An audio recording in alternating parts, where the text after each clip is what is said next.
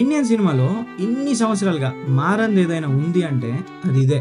అజయ్ గారు చూసి భయపడేది దీన్నే. ఎంత ట్రై చేసినా ఈ సీన్ మాత్రం ఆర్టిఫిషియల్ గానే అనిపిస్తుంది. ఎన్టీఆర్ గారు is a great actor. Close shots లో ఎక్స్ప్రెషన్స్ క్యాప్చర్ చేసుకోవాలి. ఇంత పెద్ద వరల్డ్ బిల్డ్ చేసి ఇన్ని క్యారెక్టర్స్ రాసుకొని వాటిని ఇలాంటి కమర్షియల్ ఎలిమెంట్స్ డామినేట్ చేస్తుంటే చాలా బాధ అనిపిస్తుంది.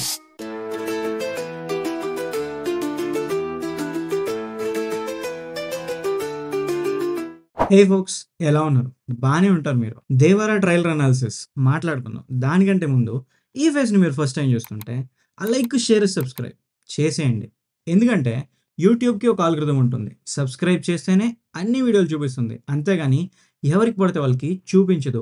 సో వీడియోస్ మిస్ అవ్వకూడదు అనుకుంటే సబ్స్క్రైబ్. ట్రైలర్ ఓపెన్ చేయగానే వాళ్ళు ఉండే ఐలాండ్ అండ్ 4 క్లాన్స్ డెమోగ్రఫీ చూపిస్తారు. అక్కడ ఉండే వాళ్ళు ఎలాంటి వాళ్ళు అని ప్రకాష్ రాజ్ గారు ఎక్స్ప్లెయిన్ చేస్తుంటారు. అలాగే మన దేవర స్టోరీ కూడా చెప్తారనమాట. ఈ క్లాన్స్ అందరూ పైరట్స్, కార్గో షిప్స్ లో దొంగతనం చేస్తుంటారు. మన ఎన్టీఆర్ గారు కూడా దొంగే. ఎలా చెప్తున్నానంటారా? ఇక్కడ ఈ షిప్ లో కొట్టేసిన సరుకు ఇక్కడ అమ్ముతున్నారు. అండ్ ఇందులో ఎన్టీఆర్ గారు కూడా ఉన్నారు. మీరు క్లియర్ గా గమనిస్తే ఎన్టీఆర్ గారి ఎక్స్ప్రెషన్ ఏదో తనకి నచ్చని పని చేస్తున్నట్టు అనిపిస్తుంది. ఆ నచ్చని పని సరుకు దోచుకోవడం కాదు. సరుకు దోచుకునే ముందు అక్కడ ఆఫీసర్స్ ని చంపడం. దోచుకునే ప్లాన్ వరకు ఆయనకు తెలుసు, కానీ ఈ చంపే ప్రోగ్రామ్ టోటల్ గా అన్ఎక్స్పెక్టెడ్. అందుకే ఇక్కడ హెల్ప్లెస్ ఎక్స్ప్రెషన్ ఇచ్చారు. ఆ చంపేటప్పుడు వాళ్ళని అడ్డుకుంటారు, కానీ అప్పటికే డ్యామేజ్ జరిగిపోతుంది. సో అందుకే ఈ డైలాగ్ అనమాట.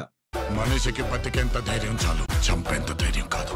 అందుకే బైరా బ్యాచ్ లో కొంతమందిని చంపేస్తాడు, వాళ్ళని భయపెట్టాలని. ఈ సీన్ లో అజయ్ గారు చూసి భయపడేది దీన్నే.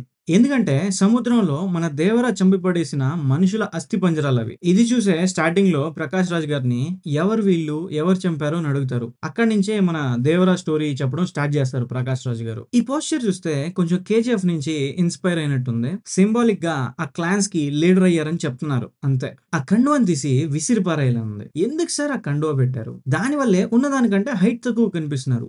ఏం కాస్ట్యూమ్ డిజైనర్ పెట్టుకున్నారో మరి. ఎంత ట్రై చేసినా ఈ సీన్ మాత్రం ఆర్టిఫిషియల్ గానే అనిపిస్తుంది. విఎఫ్ఎక్స్ బాగలేదు ఒప్పుకుంటా, కానీ ఈ సీన్ మాత్రం దండం బాబు. ఇలాంటి షార్ట్స్ పెడితే ఆ ఫియర్ ఎలిమెంట్ క్యారీ అవ్వట్లేదు అనిపిస్తుంది.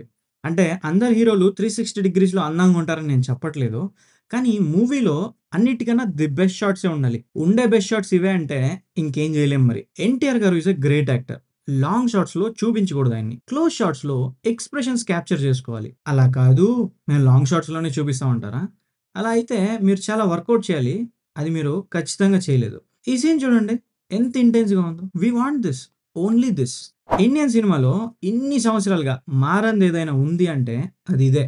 ఈ షాట్ చూడండి, వెనకాల గన్స్ పట్టుకొని ముగ్గురు ఉన్నారు, కానీ ఎవ్వరూ కాల్చట్లేదు. ఈ షాట్ కూడా అంతే, రౌండ్ అప్ చేసి చూస్తున్నారు ఎప్పుడు చంపుతాడా మమ్మల్ని అని. ఇలాంటి ఇల్లాజికల్ షాట్స్ ఎప్పుడు మారుతాయో. ప్యూర్ అండ్ పక్కా కమర్షియల్ సినిమా అంటే సరే ఓకే అడ్జస్ట్ అవ్వచ్చు.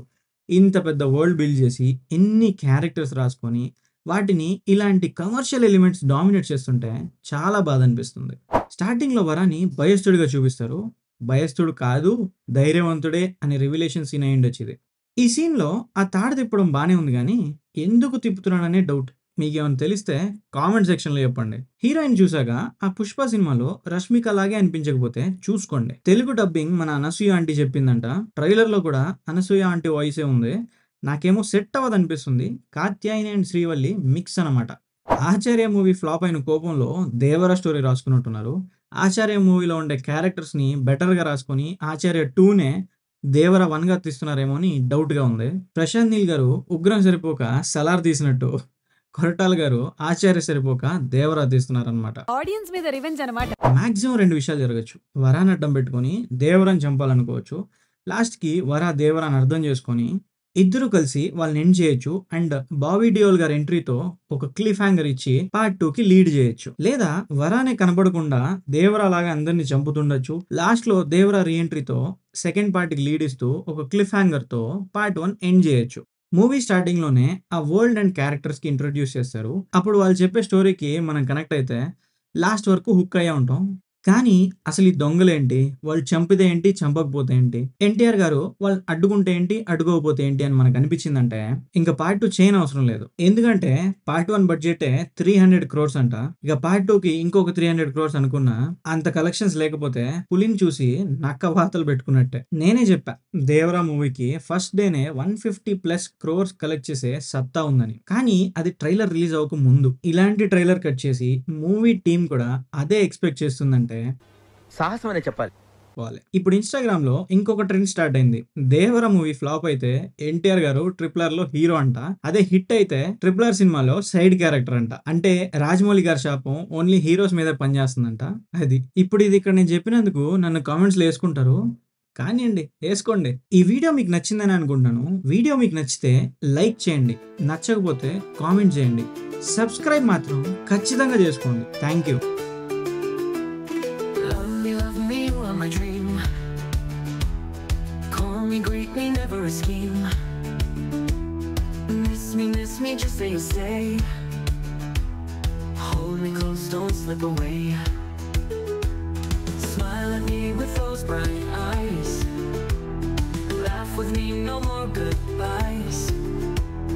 Touch me softly, feel the spark.